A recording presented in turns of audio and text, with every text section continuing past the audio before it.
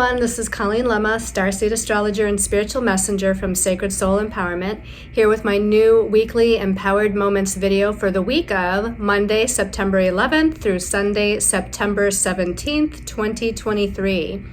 For this week's Empowered Moments video, we're going to be using the Animal Wise Tarot by Ted Andrews. I haven't used this deck for a while, so I'm really excited to use it. And your special message card this week, depending on your stone of choice, it's going to be coming from the Angels and Ancestors Oracle deck by Kyle Gray. So just a reminder that we're passing the midway point of September. If you haven't already watched the monthly Empowered Moments video for the month of September, you should definitely do so. It's a Tower card month, as they say. So it will be complete with the numerology vibration, the astrological transits of significance, messages from our angels and guides for the month, as well as a special message card just for you.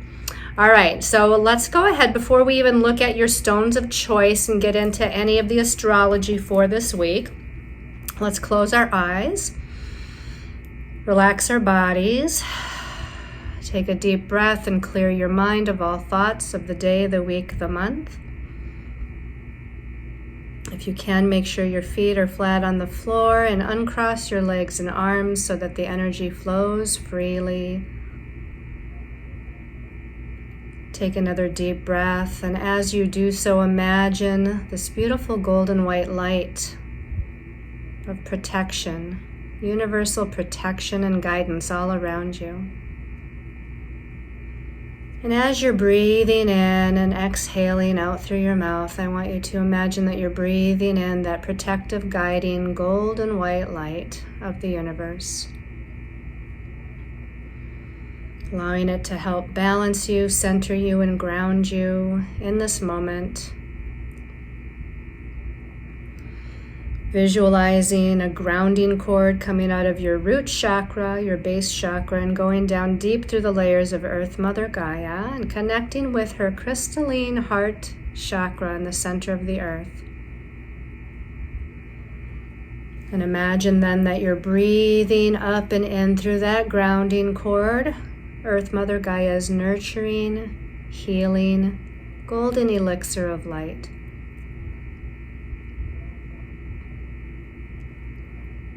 And focus your attention now on the fact that we have a new moon in Virgo this week. New moons are about new beginnings. And Virgo is the sign of the mental realm, thoughts, perceptions, ideas, communication. Now this new moon, comes 2 weeks after the full moon in Pisces that we had. And since that full moon in Pisces 2 weeks ago, it almost seems that certain areas of our lives, in situations and circumstances, or at the very least what we thought was true about ourselves or how we perceived our life and our path forward, may have seemed to be unraveling a little bit. At the very least, things coming into question. And that was part of the releasing and letting go of that full moon in the last sign of the zodiac, Pisces. And we may still be in the midst of that unraveling, of that confusion and chaos, and trying to figure things out and put the puzzle pieces together. And now with this new moon in Virgo, we can begin to do that. The new beginning is within the mental realm of how we're thinking and perceiving and viewing and understanding situations and circumstances around us, as well as ourselves. What is your truth?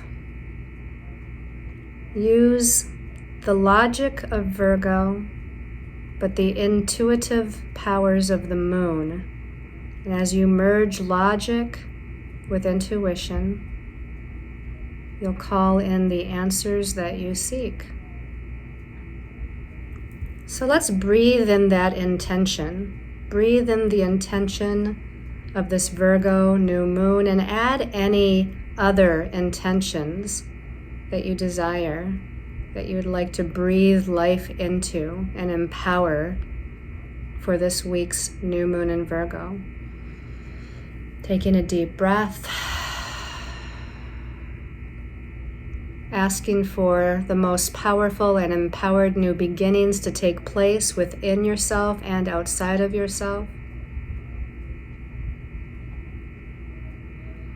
And when you're ready and in your own time, you can open your eyes and return again to this time and place and space. And let's get ready to look at these stones of choice. I'm really excited about this because this is 3 new special intention pendants. And I've never even had these ever on my site before. So 3 new unique special intention pendants. This one is black Lemurian jade. It looks like onyx or obsidian, but this is black Lemurian jade. It's wrapped in silver wire and Reiki charged with the vibration of the number 9 for healing energies in this and previous lifetime circumstances where one has been abused, traumatized, or wronged in some way. It's also infused with the number 8, number of inner strength and taking back or owning one's personal power. The planet Pluto, planet of transformation and transmutation of lower vibrations. The balancing and connection to the root and heart chakras to connect with Earth Mother Gaia's nurturing energies, to bring healing to old emotional wounds. And the energies of Archangel Michael for the severing of cords to the past and angelic protection. The energies of Archangel Raphael as well for unconditional love of the self and healing imprints of negative emotions and karmic relationships. So I know that was a mouthful. All 3 of these actually today have more special intentions infused into them than usual. That's just what I was guided to do. This one, isn't that beautiful? It's a combination of apple aura quartz, which is the green, and the purple aura quartz. Oh, I think I even wrote that down wrong. So apple aura quartz and purple aura quartz. And this one, oh, okay, I know what I wrote down. Okay, so the apple aura quartz, the green is for the heart chakra, the purple aura quartz is for the crown chakra. It's wrapped in gold wire. It's Reiki charged with the vibration of the number 9, number of unconditional love, compassion, and forgiveness. And it's also infused with master number 33, number of Christ consciousness and master teacher energies. The sign of Pisces for connection to the universe and past lives, the sign of Aquarius for the ability to vocally transmit higher information and knowledge. This one has the energies of the South Node and North Node infused into it to assist with severing the ties to the past and opening new doors to the future, especially in regards to relationship matters. Infused into this is Uranus, the planet Uranus, for connection to the God mind and other dimensions of time and space. The activation and balancing of the heart chakra for healing the emotional body and opening up to unconditional love. The activation and balancing of the crown chakra to open up to claircognizance and channeling abilities. The energies of Archangel Raphael to heal old pain, traumas, and soulmate relationships. And the energies of Archangel Raziel for alchemy and divine magic. And then we have a third one, Archangel Metatron, to connect to one's Akashic records. All right, and then the third stone of choice, this one is called Ancestralite, and you might not be able to see it. It probably looks like a black stone or a grayish stone. It's actually a very dark gray, but it's got lines of very dark red going through it, like stripes of very dark red, like the color of my dress, but probably a little darker, but you can't hardly even tell it, but it's there. So Ancestralite, right? It's wrapped in silver wire, Reiki charged with the vibration of master number 22 to bring in one's grounded personal power and focus on confidently moving forward on one's path. Master number 33, number of Christ consciousness and spiritual healing throughout all lifetimes. The planet Pluto's magical powers to dig up and wipe out unpleasant memories, ancestral ties, traumatic experiences, and emotions engraved deep in the subconscious mind. activation and balancing of the root chakra to support and foster feelings of safety and security, connection with Earth Mother Gaia and her nurturing energy and therapeutic healing powers, the energy of Archangel Michael for the severing of cords to the past and divine protection. And in general, Ancestral Light encourages us to let go of the past and be here in the now. So thank you for your patience and me struggling through the descriptions there. But we have Black Lemurian Jade for you to choose from this week. We've got the Apple Aura and Purple Aura Quartz combination for Heart Chakra, Crown Chakra. And then we have the powerful Ancestral Light. Okay, let's put those aside. Let's talk about the astrology for the week. So on Monday, the 11th of September, we have the Sun, which rules our personality, how we shine our light. It's in Virgo right now, and Virgo is all about analysis and logic and discernment. It rules that mental realm. The Sun in Virgo is inconjunct Chiron, the wounded healer and shaman, in Aries, and Chiron is retrograde right now, so we're really digging up and out these past life karmic wounds in regards to our sense of self, self-identity, self-confidence, independence. And again, the Sun is shining its light through the lens of Virgo so that we kind of analyze, we use our mind and we become a little bit more logical and discerning and try to pick apart the pieces of what all is going on and try to understand it on a mental level. On Wednesday the 13th, we're in the dark of the moon, because on Thursday the 14th, we have a new moon in Virgo. So the dark of the moon time previous to the new moon is always this time of deep silence and self-reflection, and there's a lot, usually going on emotionally for us, but we just want to be quiet. And again, we don't want to have too much social interaction and activity. Now, besides being an emotional time of reflection, which is always the moon ruling our emotions, it happens to be in Virgo, this new moon. So this is bringing in our thoughts and perceptions as well. So we got both the emotions and the thoughts, or the emotional body realm and the mental body realm kind of together here.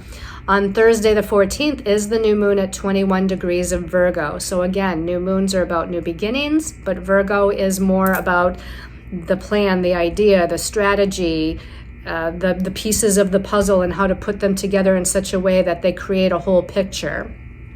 So it's more of a beginning again of a new way of thinking or perceiving or believing as far as moving forward in our lives. And this is a new way of thinking, believing, and perceiving regarding ourselves too, and our own patterns and our own healing process. Now that new moon on Thursday is in an inconjunct to Chiron, the wounded healer. So again, kind of dredging up some of these wounds that we have in regards to ourselves. And the new moon is in a positive trine connection to Uranus, which is the planet of change, liberation, freedom, and expecting the unexpected. So there might be some unusual or unexpected occurrence or circumstance that is initiated from this new moon, time of new beginnings time period.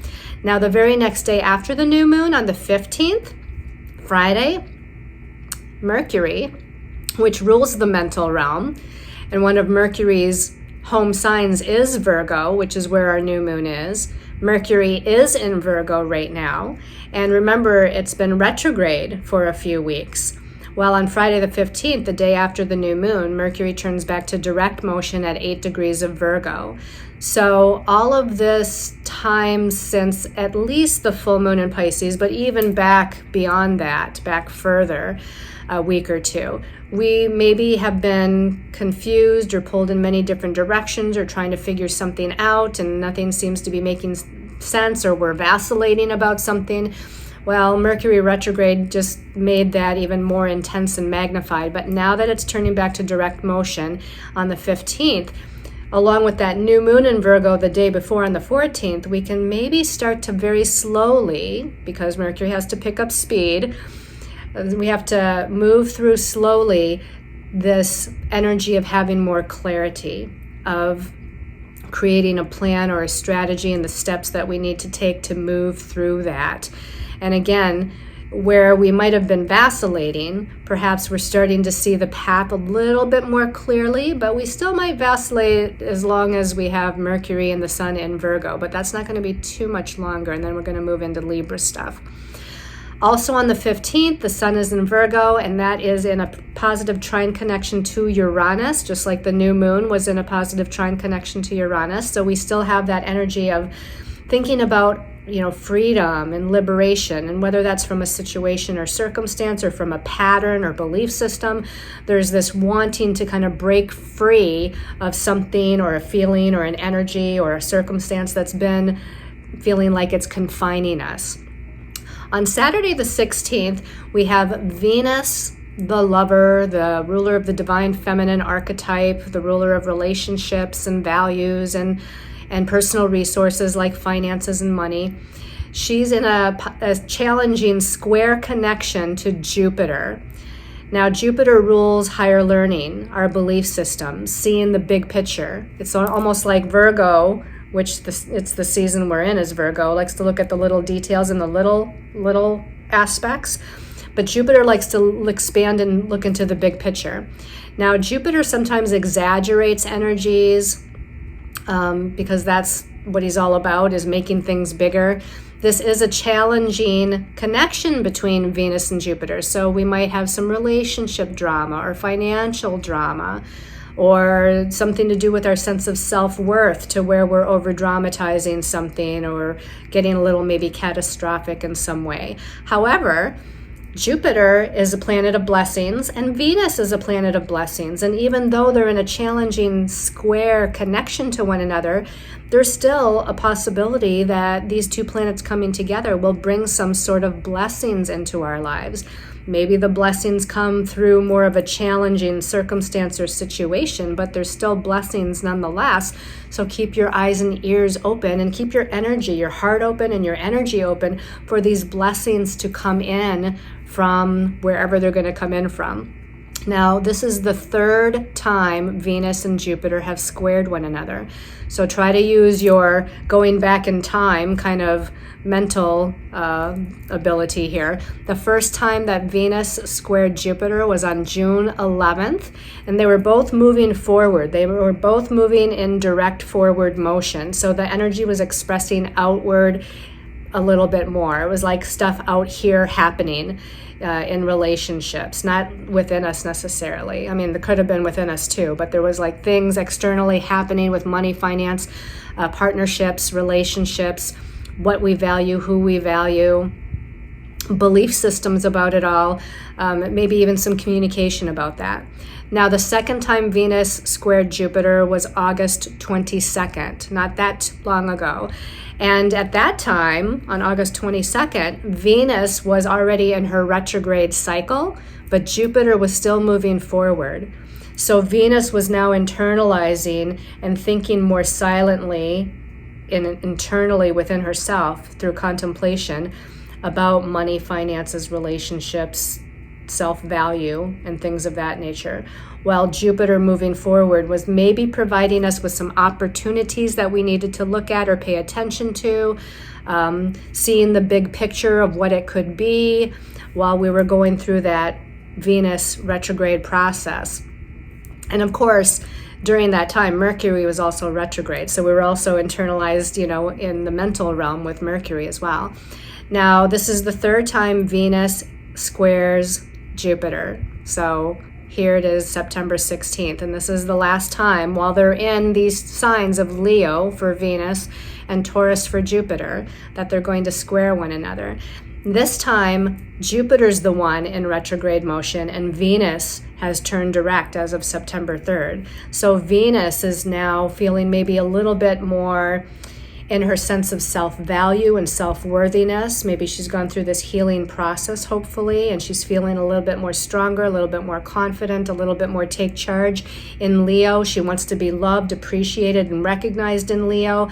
And maybe she's ready to do what, the next steps are to get to that place where others are going to love, recognize, and appreciate her as well, or that she's going to exit herself from certain situations and circumstances, because that's not the case. Now with Jupiter retrograde during this last time between Venus and Jupiter's really going within to really look at the belief systems. What is my philosophical viewpoint? What are my belief systems about where I am right now versus where I'd like to be, and what the big picture of my goals and ambitions and who I want to be and how I want to live out there in the world is. Is it fitting, like where I am right now in this present circumstance? Is that fitting my aspirations and the big picture of my goals?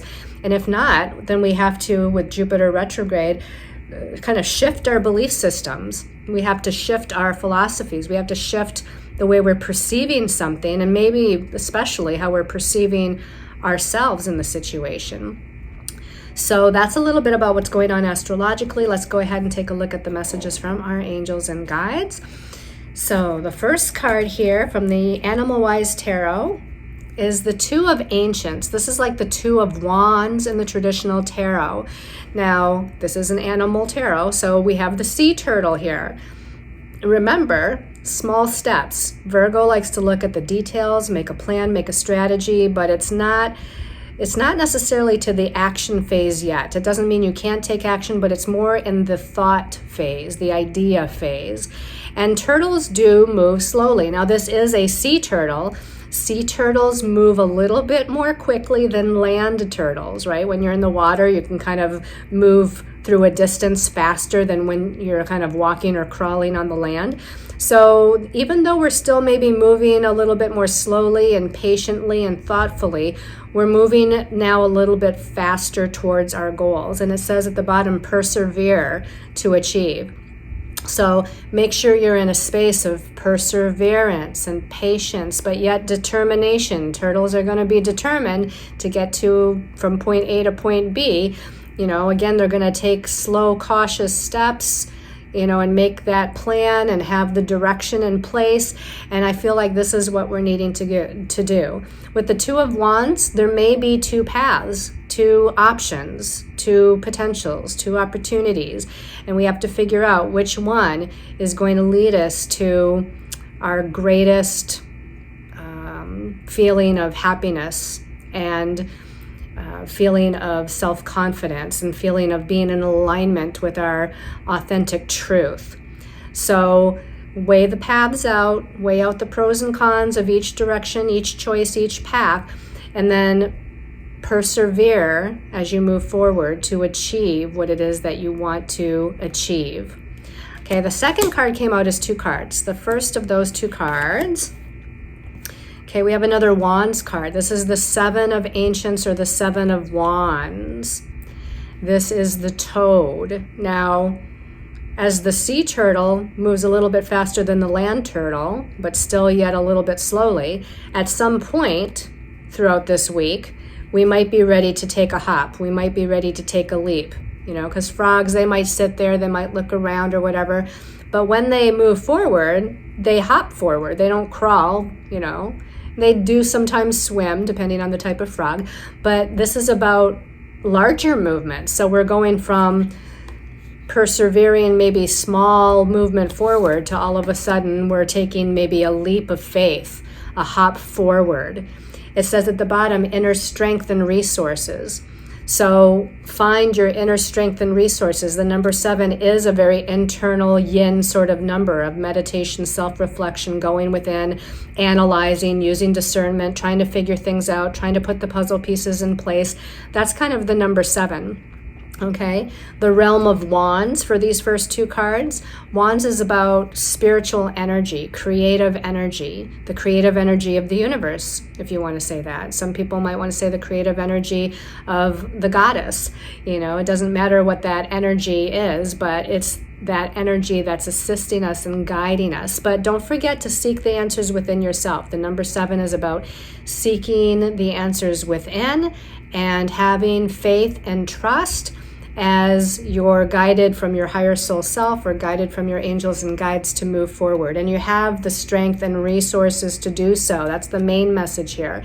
You have the strength and resources in order to persevere to achieve what it is that you want to. Now let's look at what the card is that came out with the Seven of Wands. Okay, we have another 7 card. This time, though, it's the 7 of shapeshifters, the 7 of water, the 7 of cups.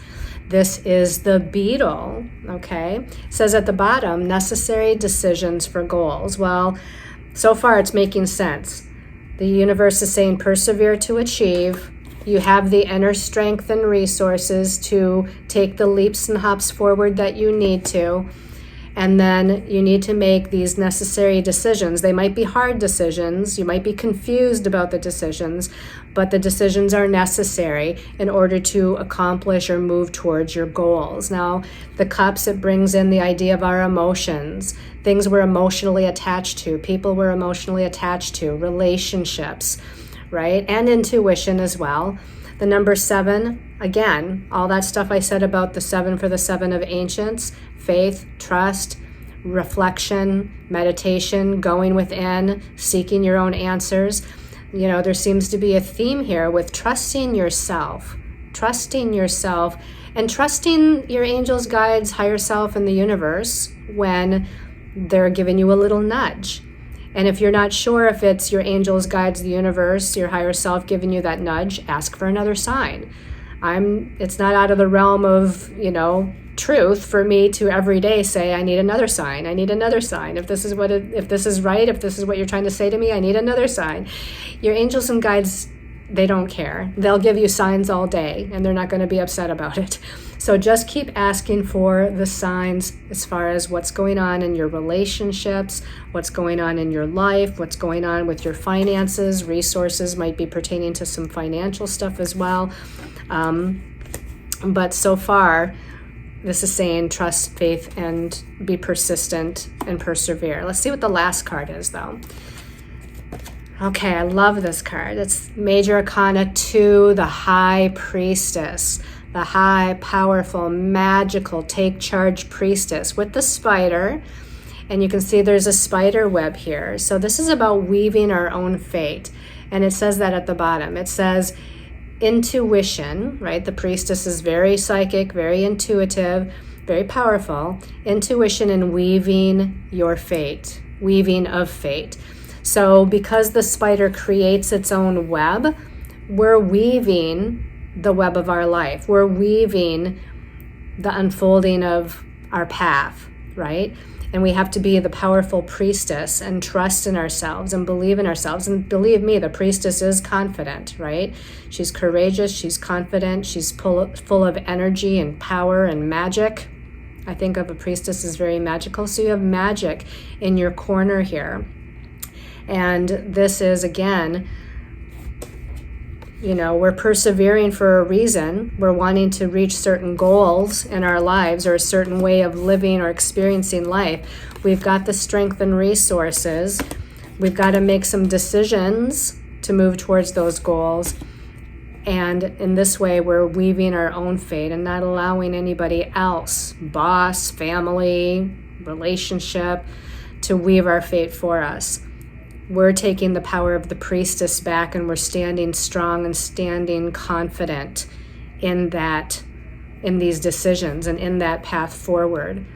Okay, now it's just a matter of timing and listening and asking, when's the right time? Okay, I feel like maybe I've got the plan or strategy in place. I know what I need to do.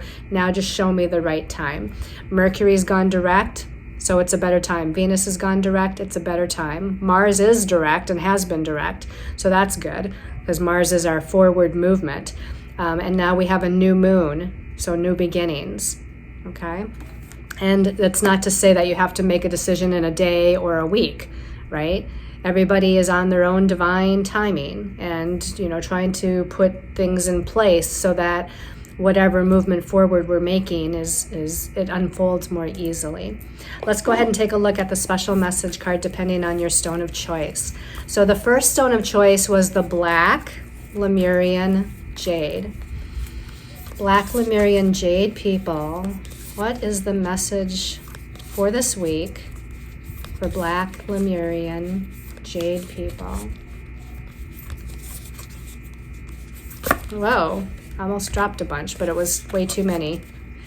All right, let's give it another shuffle or two. Black Lemurian Jade. Okay, this one's sticking up. This one's catching my eye. Oh, okay, you're paying attention to the moon cycles. This new moon this week in Virgo, in 2 weeks from this new moon, is the full moon in Aries.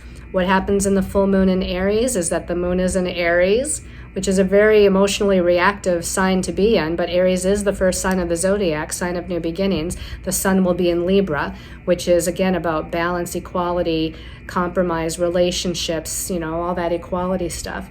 So I feel like the moon, and you can see the cycles of the moon here. So there's something about the cycles of the moon that you need to pay attention to as far as the answer maybe of timing that you're seeking. It says at the bottom, take note of intuitive messages. So set your intentions on this new moon. What do you want to write out or speak out loud as far as your intentions? And then 2 weeks from the new moon, when we get to the full moon, you might have some answers as far as direction or opportunities or potential that the universe kind of brings in with the heightened energy of the full moon. So again, pay attention to these cycles. Now, the other way of looking at the cycles of the moon is that from the new moon this week on the 14th until the full moon, which I believe is the 29th of September, we're in a waxing moon. The moon is getting bigger and bigger and bigger until it gets full. So during a waxing moon is when the energies are supportive of taking actions, moving forward, and initiating certain things as far as the plan that's going on, right? It's more about growth, right? When we're in the waning moon, like 2 weeks ago when we had the full moon in Pisces until the 14th of this month, which was our new moon, during those 2 weeks, we were in a waning moon cycle. Waning moon, the moon's getting smaller and smaller and smaller. It's a time to release, let go, heal, purge stuff. So the last 2 weeks before the 14th of September, we were healing, purging, releasing. Now we're like gathering, we're initiating, we're in a growth-oriented cycle right now. So pay attention to those moon phases as you're moving forward. So for those of you that chose the Apple Aura and Purple Aura quartz, Apple Aura and Purple Aura quartz, special message. Okay, this one actually is calling my attention right here in the middle. Okay, I'm going to pull these two and then I'm going to ask Spirit without looking at them which one it is, because they were both sticking together. This one, this one. Okay, it's definitely the second one. So stag, trust and thrive. Now look at the stag, right? Claircognizance, his horns, right? Crown chakra, download of information, download of guidance, a channeling forth of messages that are coming in. And they might seem like practical information, practical messages, but it still could be like some sort of channeling here with the claircognizance going on.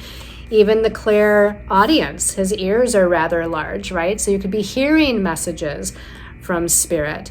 The stag I always think of as like mature and strong and confident. So this is part of your message too. Be self-assured, be confident in yourself as you move forward. And it does say trust and thrive. So trust the messages you're getting from your claircognizance, your clairaudience, and even other clairs and intuitions.